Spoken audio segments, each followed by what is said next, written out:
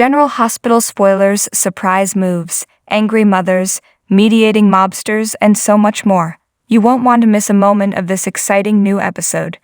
Drew Cameron Matheson thinks that he negotiated the perfect deal with the federal government, but it turns out his lawyer not only can't keep a secret, he can't even keep Drew out of an actual jail.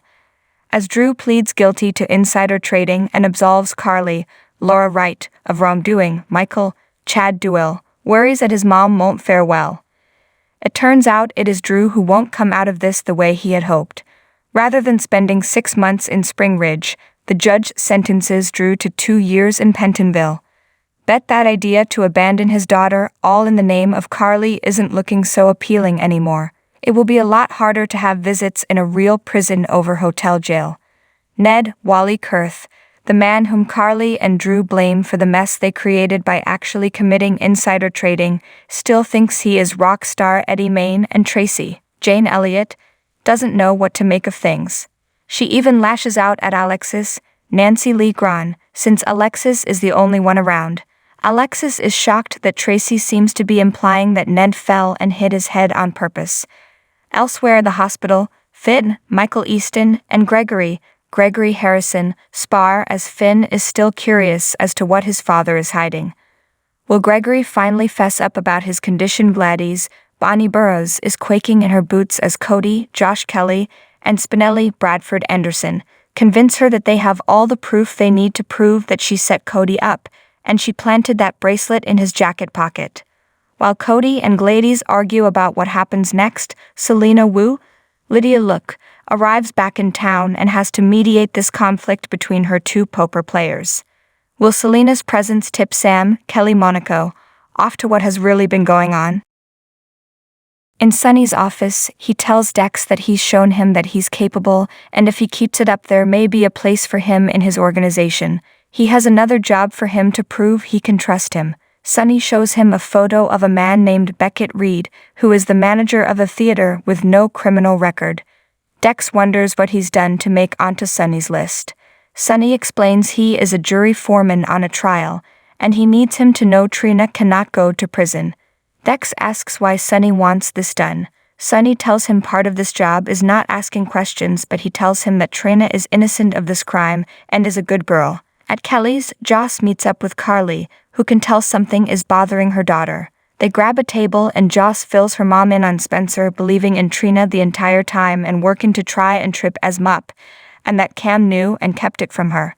She knew something was off about him for months, similar to how her mom knew something was up with Sonny. As Joss vents about what Sonny did to their family, Carly explains she's moved on. Joss should too.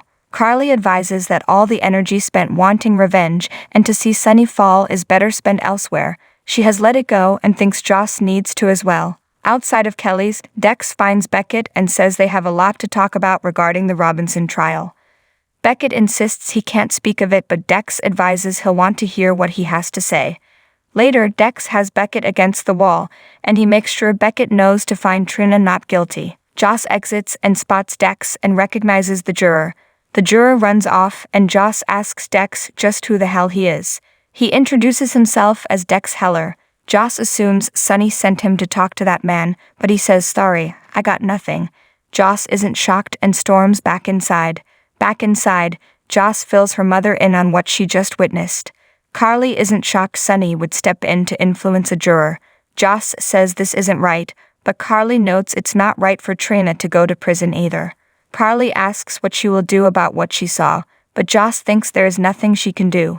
In the Metro Court garage, Sasha confronts Smoltz and Sienna, who are sitting in his car, about setting her up. Smoltz and Sienna exit, and Smoltz offers to drop the Harmony Miller angle if she'll confess that she's using drugs again. She asks why he is doing this to her, and he taunts her that this is what sells. He asks, "So was it after your kid died that you went back to drugs?" Sienna tells Smoltz that's going too far. Sasha loses control and begins smashing Smoltz's windshield with a parking sign. Brando appears and grabs her and tells her to stop as she screams, "Leave me alone." Sasha breaks down sobbing. At the station, Dante speaks with Jordan about the next steps in his career. He knows he had to turn down an out-of-town assignment, but he couldn't do that to Rocco. He needs to stay local and hopes it won't derail his advancement. Jordan doesn't see why it should. They're interrupted when an officer says an altercation just occurred at the Metro Court involving Sasha Gilmore and a reporter.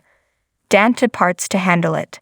Back in the garage, Smoltz gloats he just wanted to prove that Sasha was high when she ran down Harmony, but this is so much better. Dant arrives and sees Sasha in a bad way. He talks to Smoltz, who claims Sasha just attacked him out of the blue with no provoking, and he has it all on his dash cam. He is going to press charges. Dant returns to Sasha, who is unable to speak. Dant informs them Smoltz is pressing charges and he has to take Sasha in. Dant and Brando enter the PCP squad room, with Sasha in cuffs.